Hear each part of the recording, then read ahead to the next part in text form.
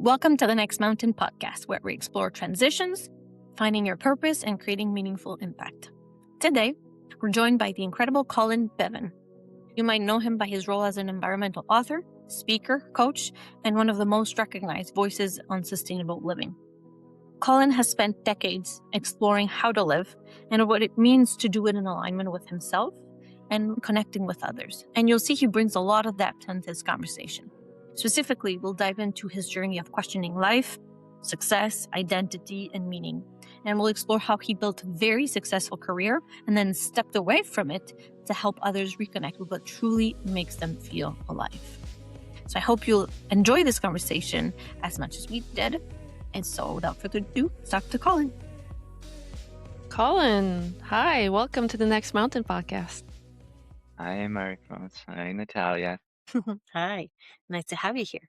Nice to have Nice to you. You're an executive coach, you're a personal coach, you're a writer, Zen teacher, and a lifetime explorer of what it means to live with purpose. And you've written many books about impact, and you've had a very varied life journey. So if someone asks you to introduce yourself, where do you like to start?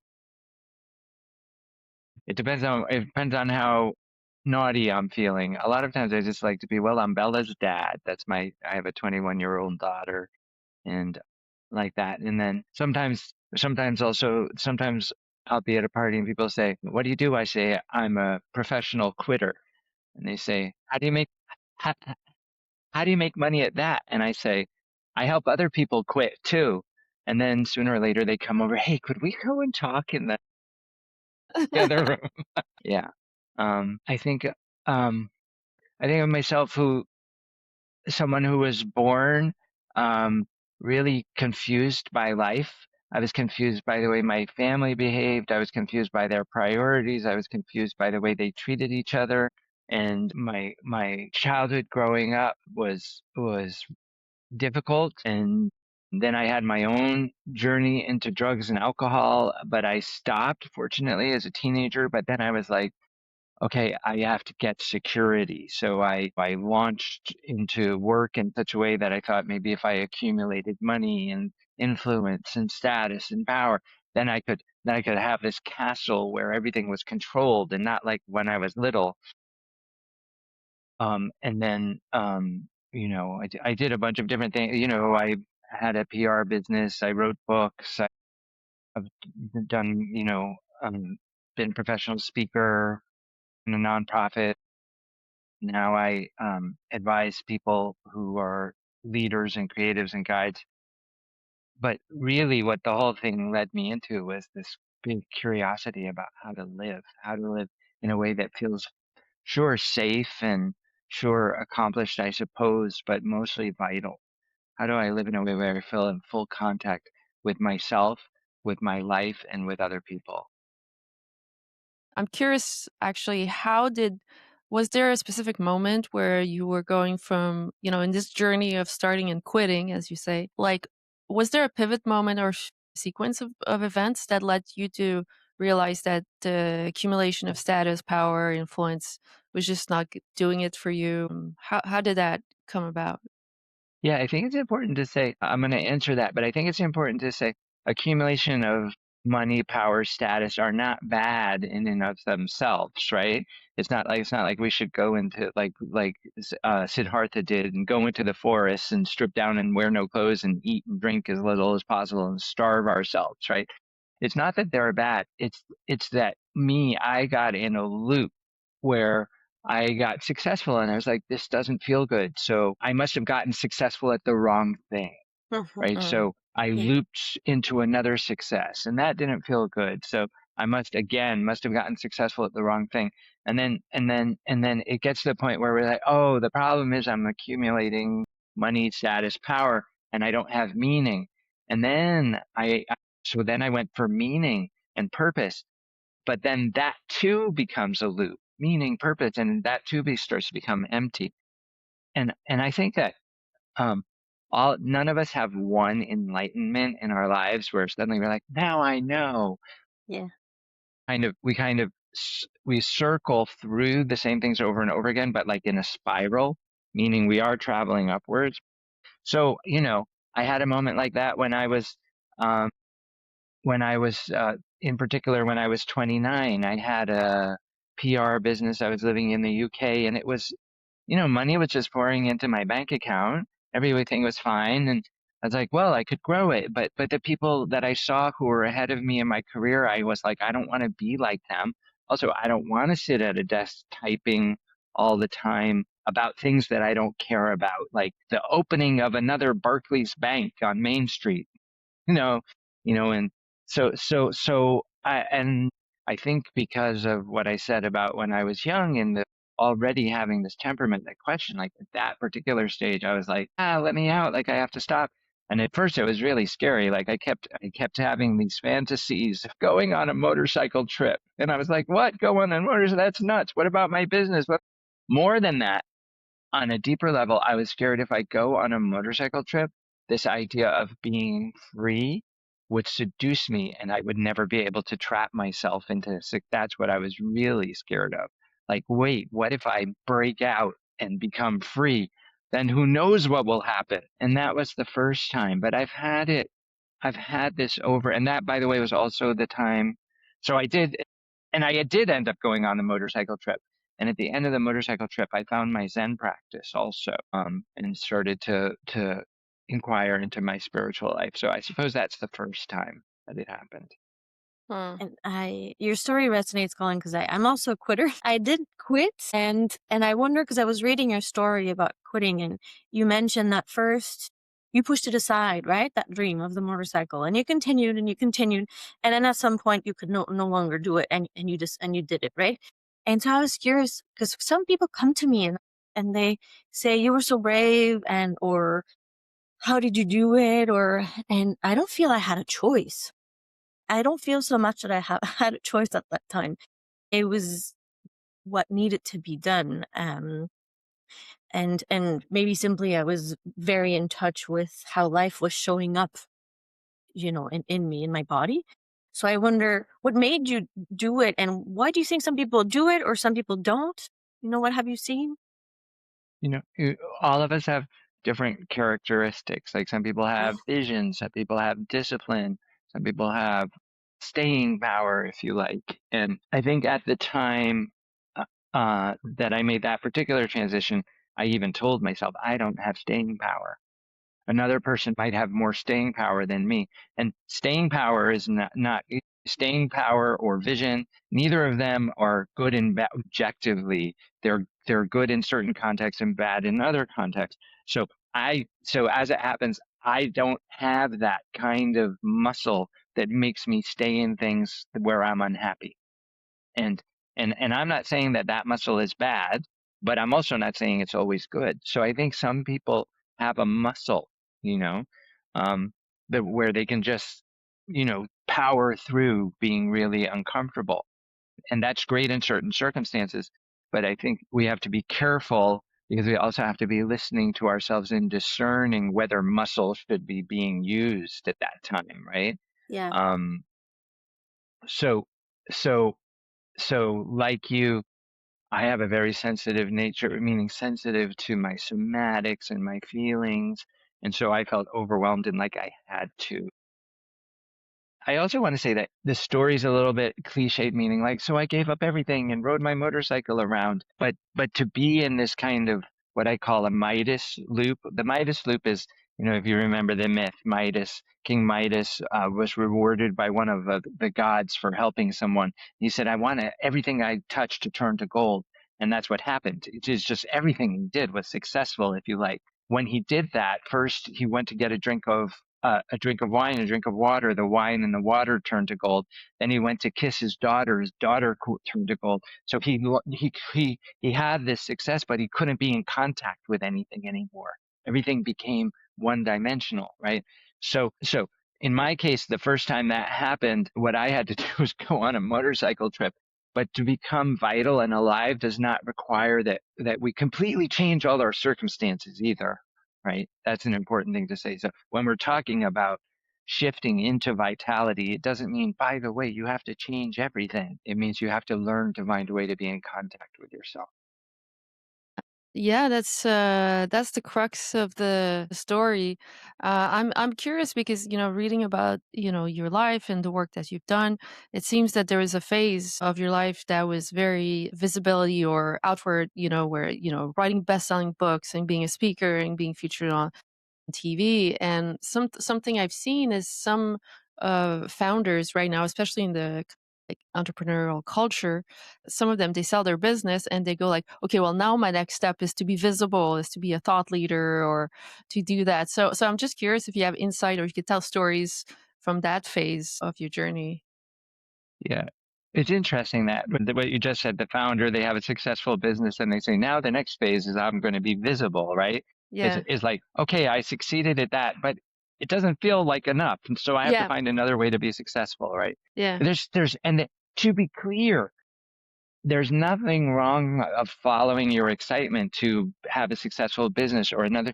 What does happen though, like I said, is it starts to become a loop where it's dead, and we're just trying the same thing over and over again and expecting different results, right? So, yeah, I had a period of about 5 years of being what I call mini famous, like where people did recognize me, like in restaurants, on trains, in the park, and some people, people would talk to me, and that comes with part of what I was famous for. So there was a movie about me living as environmentally as possible with my then wife, Michelle, who's now not my wife anymore, but is a best friend and a really valued partner in parenting my daughter and all of that. But that movie, one of the things that people really honed in on that movie was how Michelle and I communicated together. So we kind of became famously married, right?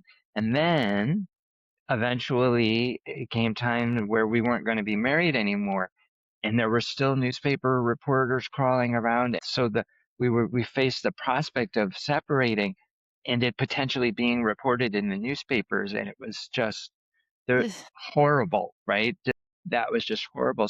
So being well known, of course it has its good sides, but it also has its bad sides. Um, and then for me, what happened was then the fame started to shift away, and found myself like chasing at like, how do I get it back? How do I get it back?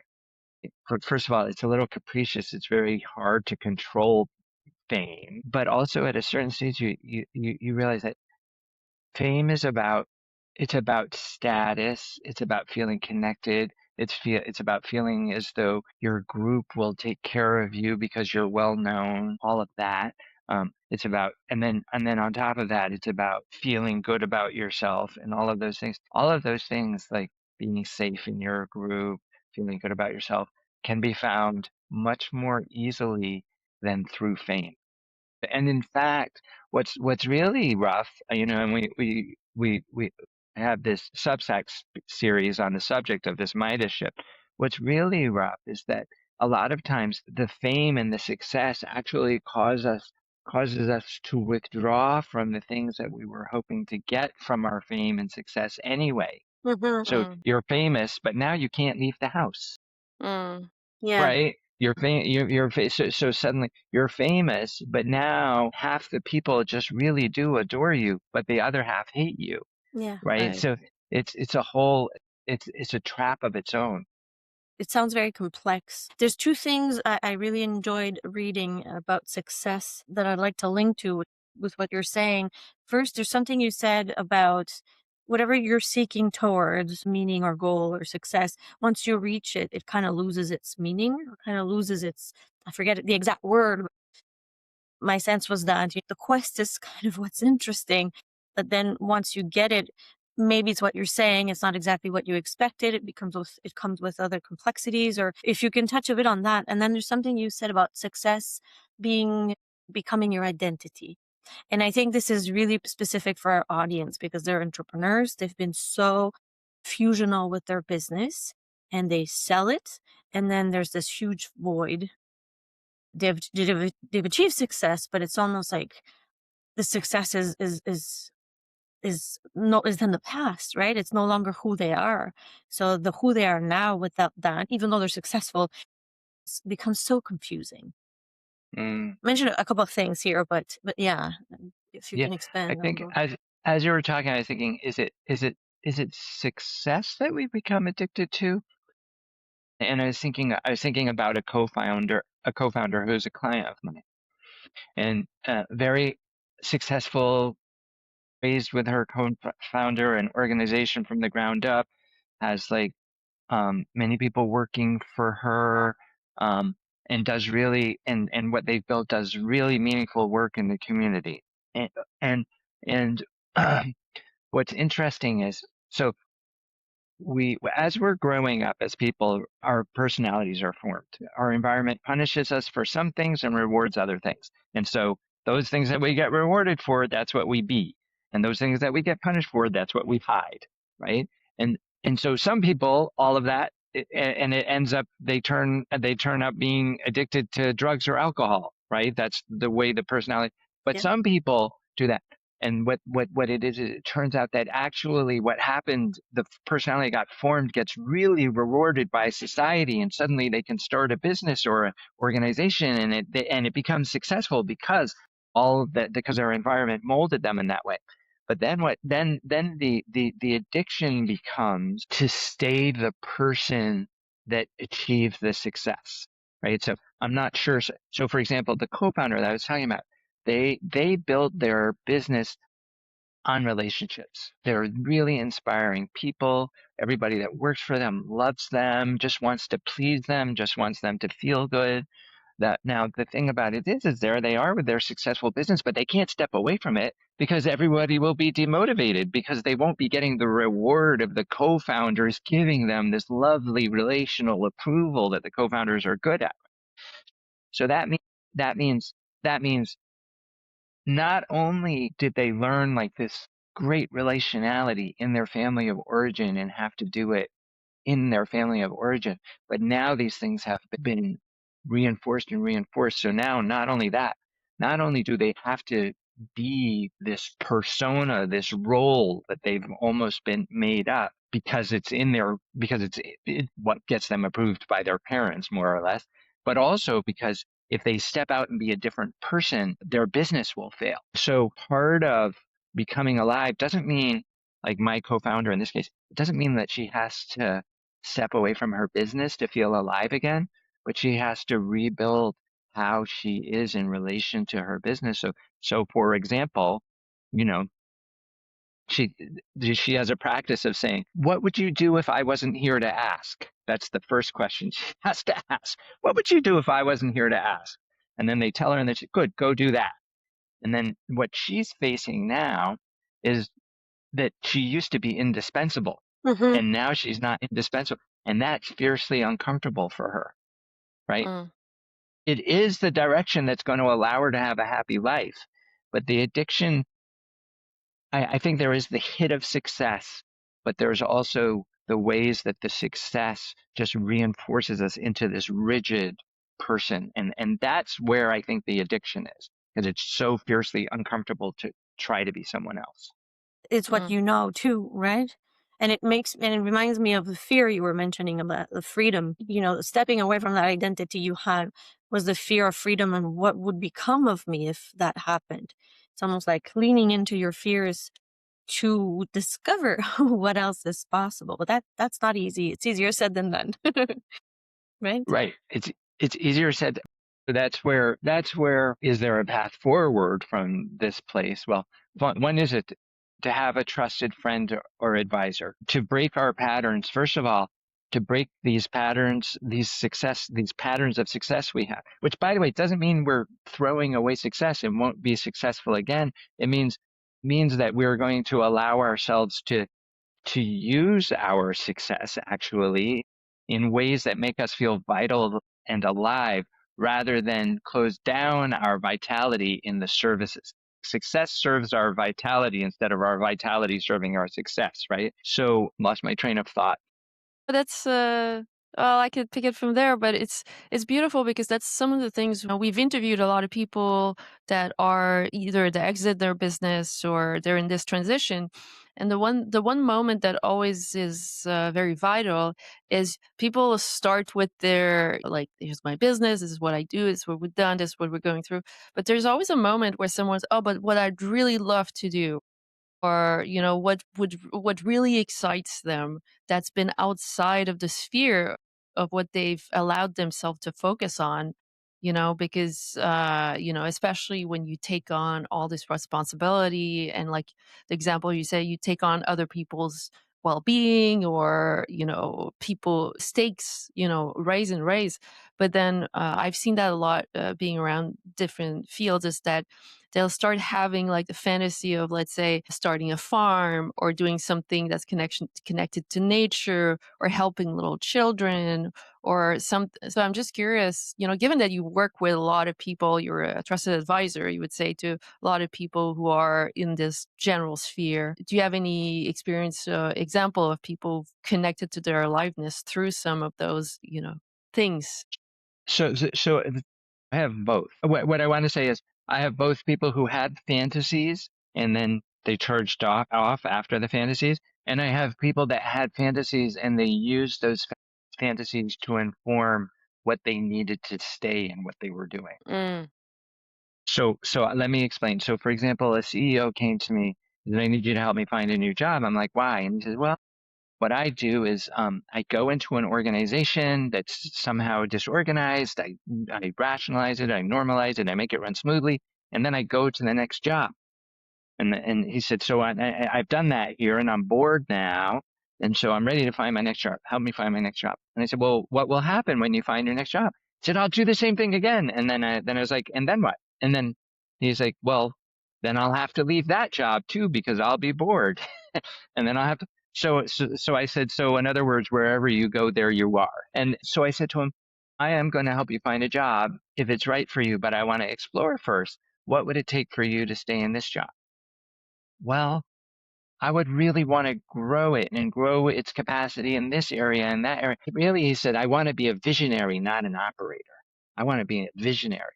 So I said, well, who would you have to be a visionary? Well, I'd have to be bold and I'd have to be a risk taker. And I said, no, okay, so what risk? So now what we're talking about, to be a visionary, what this fantasy of being a visionary is telling him is what characteristics he's not in touch with that he wants to be in touch with.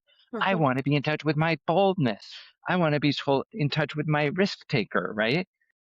Okay, so why don't you be bold and take a risk? Oh, I could never do that. Not in this context. I have to go somewhere else to do it, right? I have to leave. But what if you tried now? So this CEO actually, in fact, I talked to him yesterday. He's like,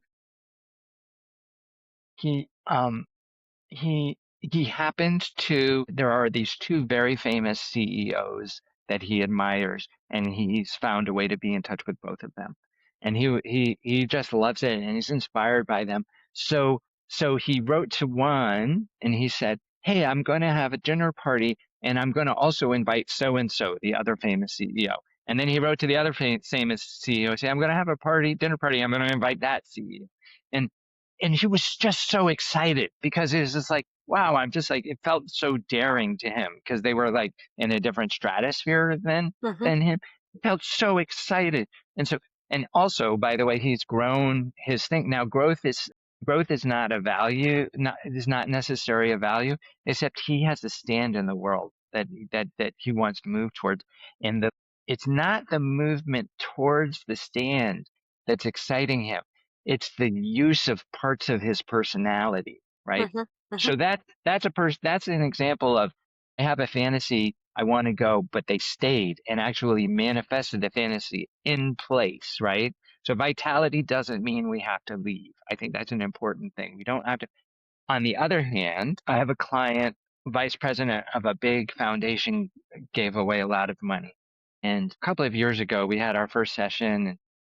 This client was talking about how they wanted to double down on some professional successes that they had had, and that's why they came. But then they said, but, and so we were exploring, and then this client was telling me about how they had always imagined that they would be an artist and blah blah blah. So it was kind of like, so tell me about the professional way you want to move forward. And they'd be like, well, I did this, so I could also do that, and blah, blah, blah, and I think strategically the right. And then I said, tell me about your background. Is, well, I made this and I made that and blah blah blah. So I said at that stage, I said, on the one hand, you have this strategy for moving forward in your career, which doesn't sound. On the other hand, you're highly energized when you talk about being an artist. How do you hold those two things together? She's like, well, but 2 years later, this person has quit their job and they are an artist and they are making big art, but also they have found a way to take what they learned in the world of philanthropy and bring it with them and use it in a way that still helps people, still makes her a living, but she's also being an artist at the same time. Hmm.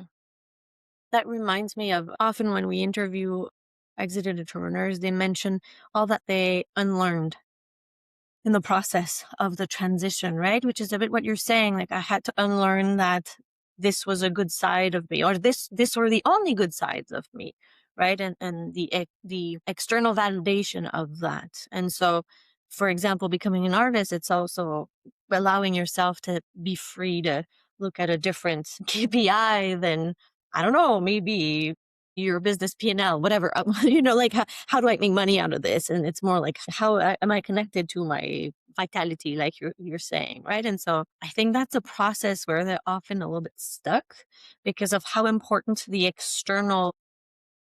people they're with, their environment, the people they know, and what they grew up in, and the worlds they know, um, are kind of reinforcing the same story of, well, you should do it again, or you should, right? And so finding doors out of that and exploring what they don't know that they don't know is often where we invite them to step in, right? And that's why one of the reasons we're having these conversations and exploring. And there's one thing you wrote in one of your articles, which is when you invite them to choose meaning, you say, what are you willing to give yourself to, right? And we found that's often a solution to the pain they're living during that transition, because they're very focused inwards and their success criteria are maybe also inwards. But then the moment they start connecting to what am I in service of, or what am I connecting to find that meaning, it kind of unleashes something different, like a different kind of freedom and energy. Is it something you notice or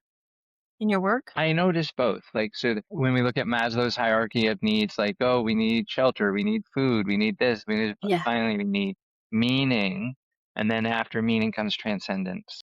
So I forget what Maslow calls it, but there's this meaning. And then, so, so I have a client and they imagined that they were scared to leave their very visible position because it was important to them that people saw them doing good in the world. Then we did some work and we talked about, and they also imagined, like, if they left their job, if they left this kind of career, it would be very dangerous. You could go broke. Just like in the same way, like I was thinking about my motorcycle story. You think, oh, that's so dangerous. He closed down his career and went riding around. Except, except the, except I would still have me. Right.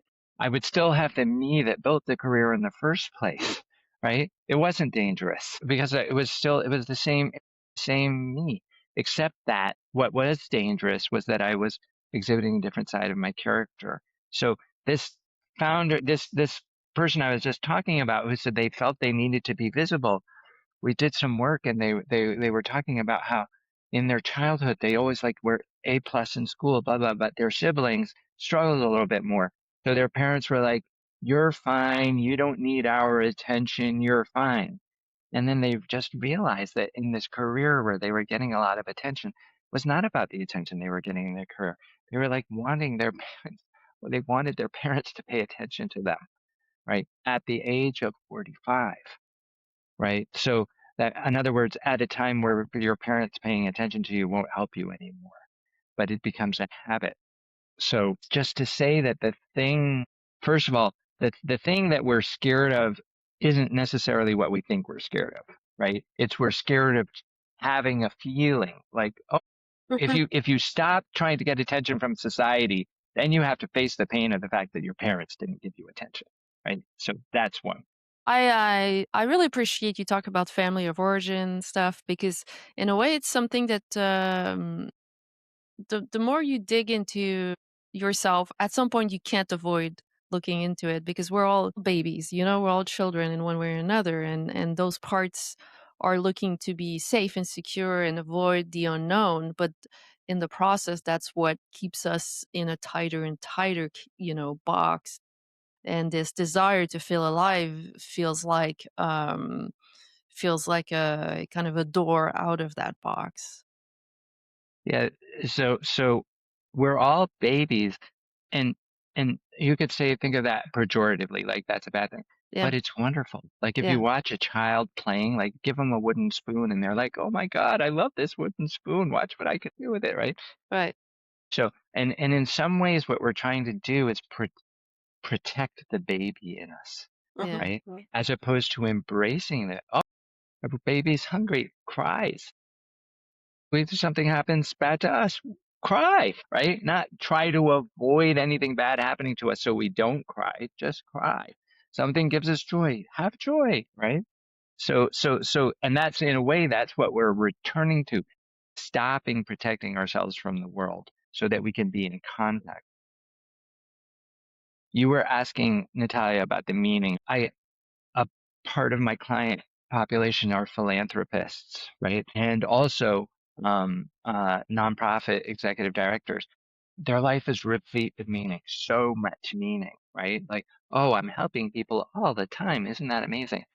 And I can't. And then they're like, now I'm 40 and I have no partner and no children, even though I wanted them because I'm too busy having meaning. So even the meaning can become cardboard too, right? We can get in this meaning loop. And I can't do the things for myself because, so sometimes you'll get people to be like, I can't go for meaning because then I won't have my wealth anymore. And then you have people, I can't go for wealth because then I won't have my meaning anymore. But but what we said earlier is, but you will still have life and you will still have you. And there isn't this great, absent mental health difficulties or substance abuse problems. Whatever it is that's been taking care of you all this time is still going to be there, even if you experiment with new parts of your character.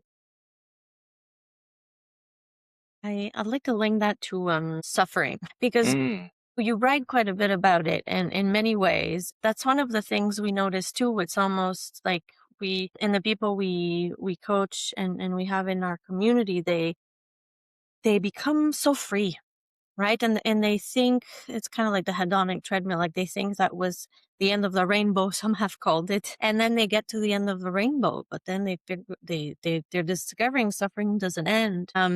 Actually the lack of suffering, meaning lack of having to, in that case, like for them, it's okay, my day is so open, I can do anything.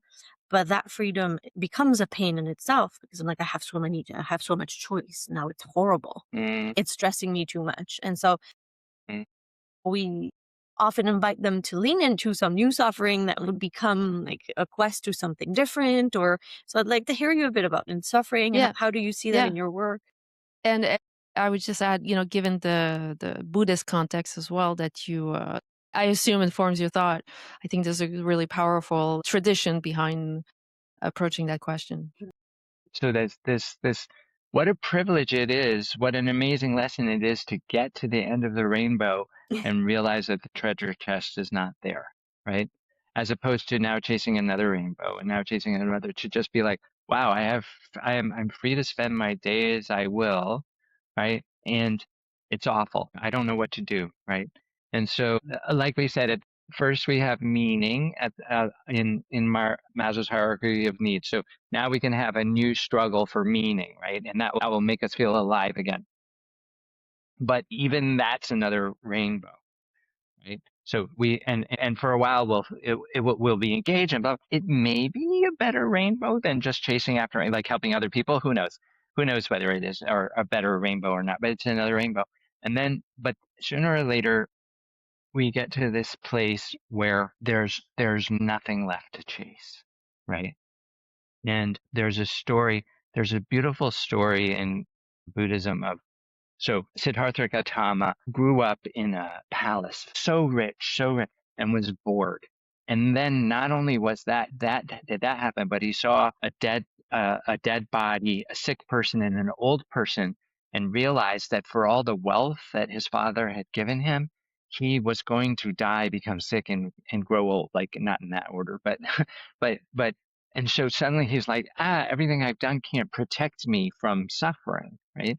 So at first he said, well, my problem is desire, right? So I'm going to go into the forest and I'm just going to deny myself everything. I'm going to kill desire. And then there was this moment where he was close to death, and a young woman found him under a tree. And she had gone there actually to make an offering to the god who lived in the tree of food. But Siddhartha was there, and instead she gave this food to Siddhartha. And this woman that gave the food to Siddhartha, the reason why she was going to make an offer to the tree god was because she felt the tree god had finally gifted her with a husband and a child. Meaning, this was a person who was just engaged in life and followed her desire, right? And so then she gave food to Siddhartha and taught Siddhartha that we're not supposed to deny ourselves, right? We're supposed to actually instead merge with life.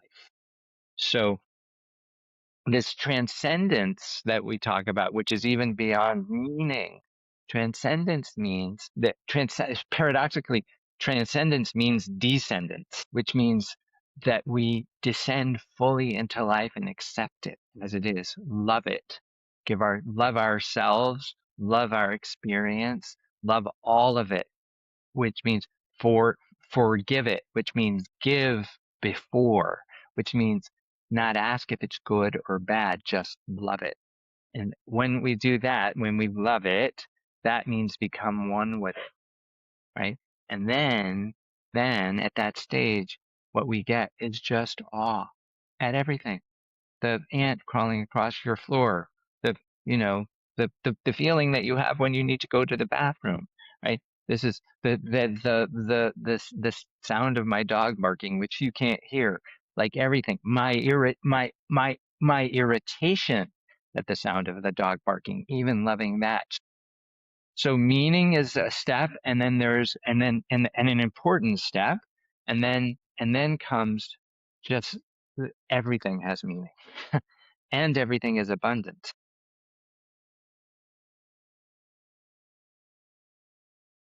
We should just end there. That's just beautiful. No, I'm kidding. I feel like I want to bring up something you mentioned when we spoke earlier about play.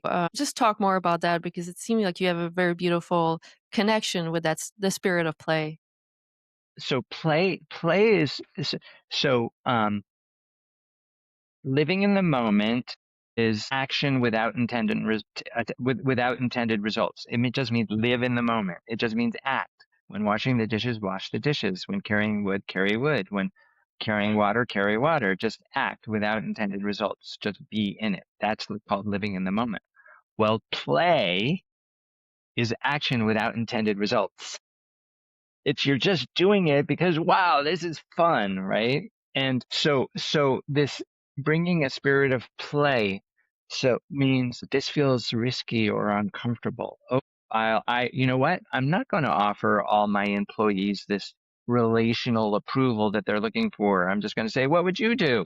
And blah, blah, blah. And I'm going to enter that in the spirit of play, not like, oh, God, I really have to change myself if I want to feel vital. But just like, what would it be like to try this? And then you try it and it goes good, or it's like playing with matches or playing with fire, right? Ouch!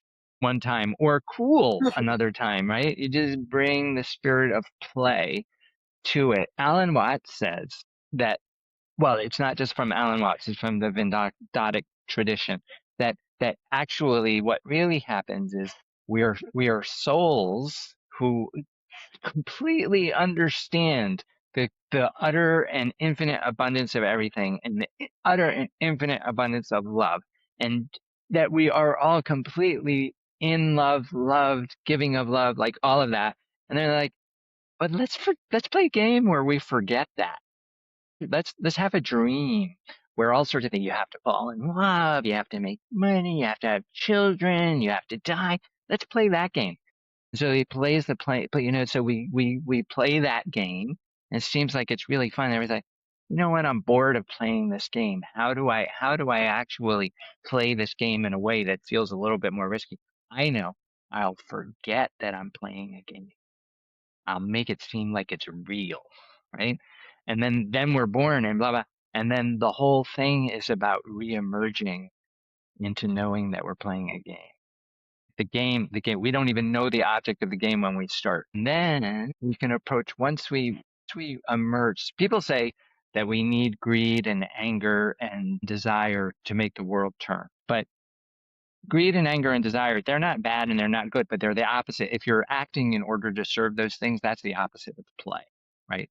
So, but when you move into play, then actually when you stop centering those things, then a whole new set of motivations automatically emerge, like wonderment, compassion, generosity, and not because you're trying to change the world, just because you're like, I'm playing. It would be fun. I'm in the playground and it's boring being in the playground by myself. Like, I want you to be in the playground with me. Like, it's like really boring. It's no fun to be at a comedy show in the audience all by yourself, right? You want everybody else to be laughing with you. And at a certain stage, if you can come to this transcendence, which these exiting founders, which these, already successful philanthropists with people who were born into families, they have this opportunity to transcend and realize that instead of recreating struggle, I'll give myself meaning by they move into like, it's all play. And by the way, I want you to play too. And when you say, I want you to play too, you're automatically helping people without even thinking that you're helping people. Mm-hmm. Yeah, and one of the things that I appreciate of entrepreneurs, maybe because I am one too, is the spirit of creativity. And creativity doesn't come from struggle. These moments you don't know where they come from, but in a way you need to have some amount of inner connection to aliveness, because it's not like you're not a machine generating another machine. There's a spark, there's something else. So I'm curious if you consider that in the spirit, in the realm of play. Yeah, to feel truly creative. Like I think what I said about the motivations that we have when when we're not motivated by our fear and our anger Mm, and our desire, and I'm looking for somewhere else to be, right? right. There must be, there's something wrong with life. I don't know what it is, but I'm going to find out. I'm going to just find the place where I don't feel that there's something wrong with life, right? Mm, Instead, you'd be like, I feel as though there's something wrong with life, and that's okay. I'm going to play anyway, right? And then you play, and then you're in this spirit of play where you don't have to, you do have to, I'm not saying the feeling that there's something, that's the first noble truth. Life is suffering. That just means we have a feeling that something is wrong all the time, right? And, and because we have a feeling that something is wrong all the time, we can't fix it. And because we can't fix it, we're free from it. That means we're free from trying to fix it. Now, right? I'm free from trying to fix it. Any idea can come, right? It's a safety. It's an existential safety, right? That allows creativity and play, right? They're like this, right? They come together. Play, in some ways, I would say play is the exercising of creativity to see what happens. Yeah. Yeah. Many of the people that we've interviewed that are on their second mountain, they've had quite a bit of play in the middle to learn what else, right? To discover, to create, because initially they have no clue what else they could do, but instead of just like do it again, right? And like you said, like leaning into some moral like control and suffering, and they just say like, let's just see, and they play with things, and they often design a challenge for themselves, like a challenge that will be fun, like a sports challenge, or like an experience that will make them feel a lot of things and experience their bodies quite a bit, because often they've been in their heads for a long time, also in this journey of exiting. And then it's kind of like a quest of like playing with their bodies and reconnecting with it and listening to what happens when they're being playful and creative. So that's really wonderful. I wonder, Colin, if you how you would react to the five pillars, because we've done a lot of research on these entrepreneurs, a lot of interviews, and there's also academic research on what happens when they transition. And there's these five pillars that are touched regardless of the depth at which you struggle in each of these themes, but they kind of all get exposed and changed and transformed through the transition.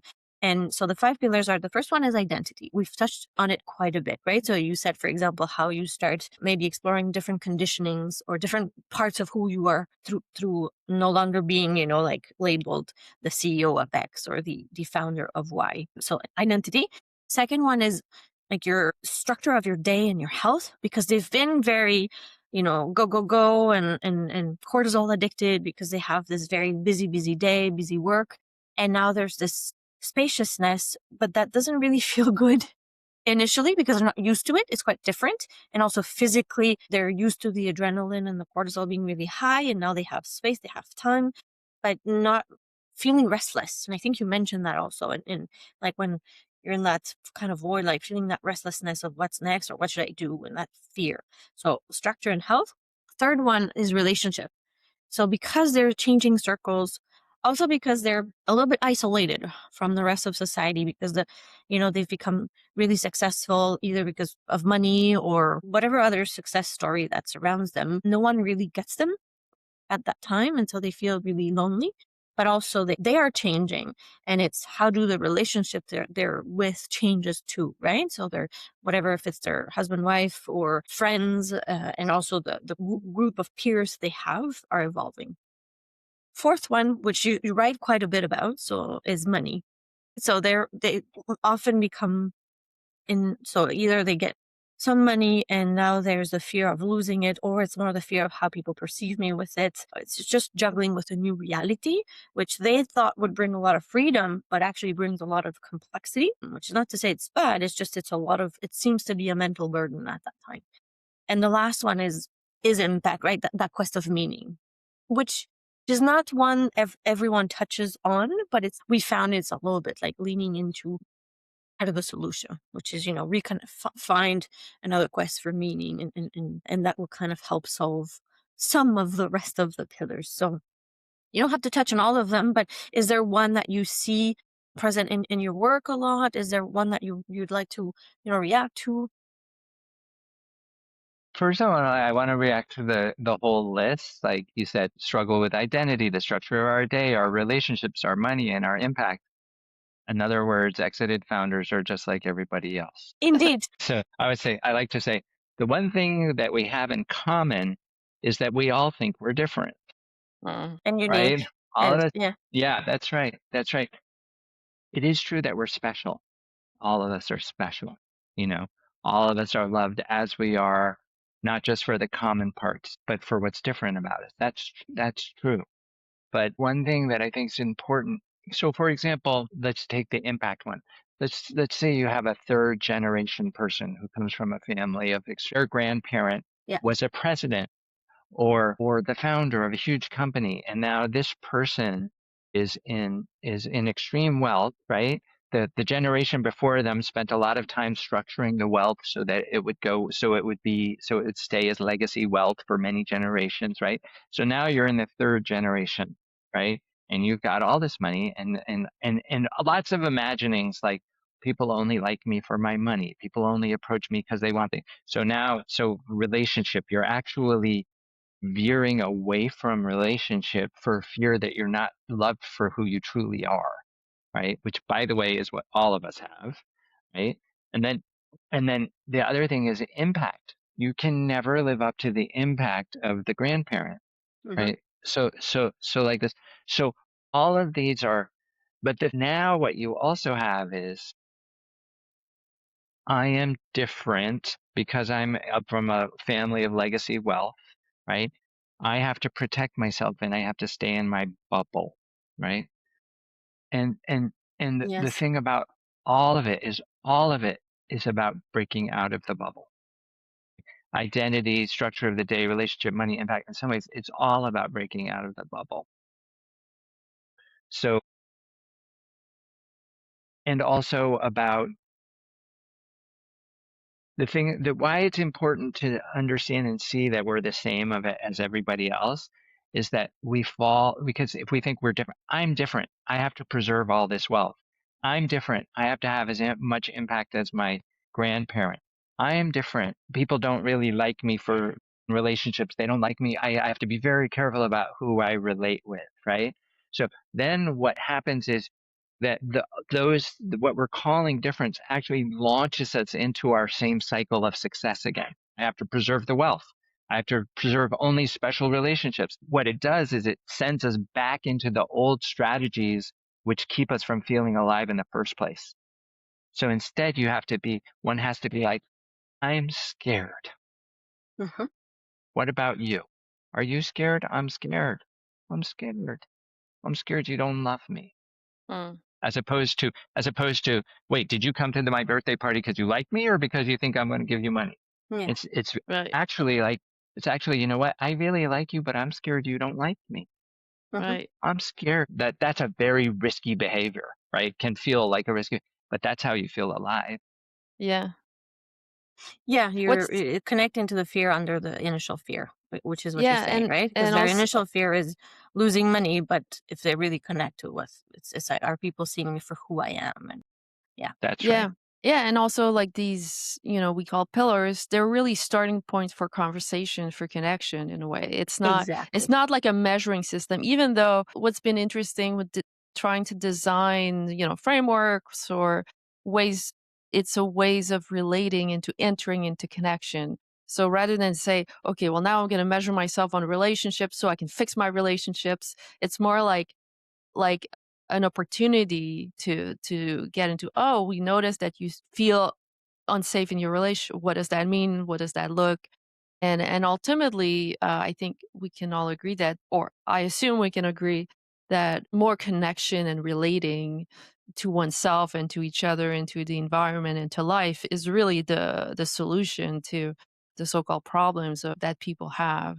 And as you say, seeing that you're not different, what we have more in common than Exactly. Now it's apart. it's Yeah. like vocabulary to because it's when you feel lost, when you hit a cliff in life or like there's something hitting you and eh, at first you just don't understand what's happening.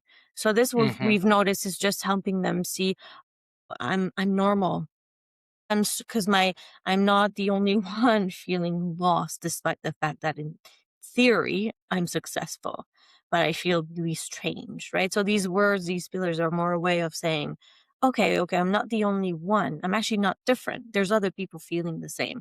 Now, yeah, it's interesting to not stay, of course, in these themes, but connect to what's really happening, right? And then what's special and unique about you and how do you truly become alive in the coming phase of your life? Yeah.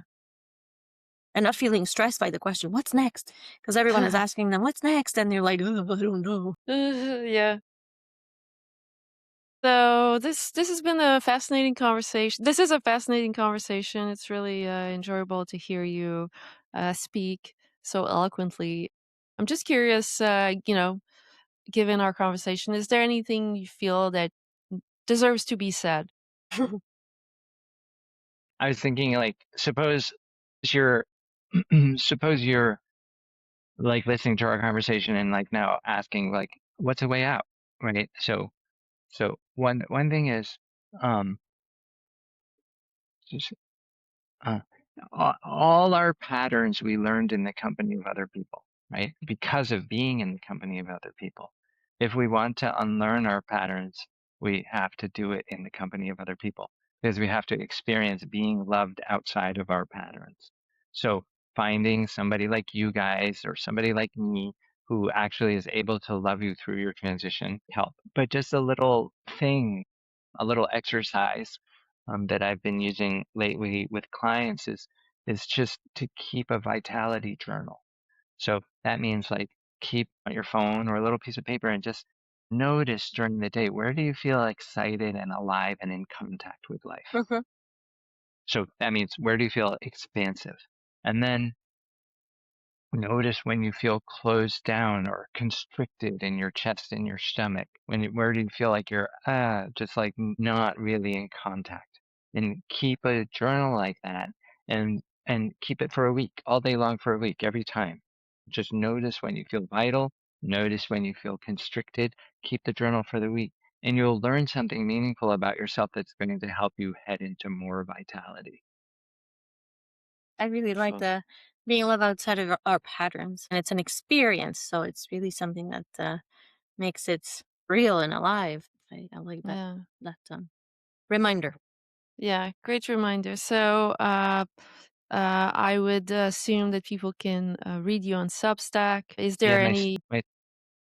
my Substack is Colin Beavan, ColinBeavan.substack.com. My webpage is colinbeavan.com, and if you Google me, you'll find out more than you could ever possibly want That's to know great. about me. Good. Wonderful. Good. Well, it was great to talk to you. Have a wonderful rest of your day, and give a kiss to your dog. Yeah. Thank you.